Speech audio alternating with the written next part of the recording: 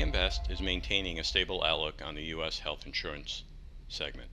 And the reason for that is we have seen strong earnings across all lines of business for health insurance companies, growth of absolute capital, as well as strong risk-adjusted capitalization.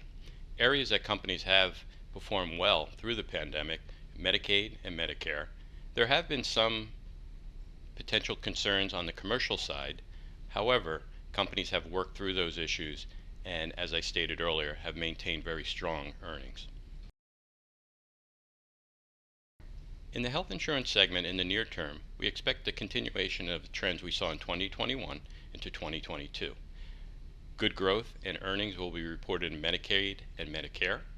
We will also see a number of transactions take place in the health insurance segment as companies look to diversify their earnings both on an underwriting basis as well as on a fee-based businesses.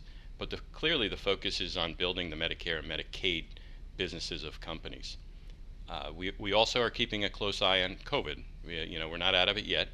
And we've seen in regions where COVID cases pop up, level of care and services actually are lowered because the focus is clearly on taking care of the COVID population.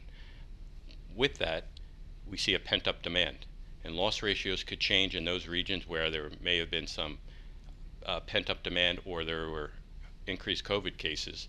So companies will have to manage through these ebbs and flows when it comes to COVID outbreaks and increasing cases across the country. I mentioned mergers and acquisitions or acquisitions. Companies will be looking to add businesses across, as I said, underwriting and fee-based businesses, and we see that continuing into 2022.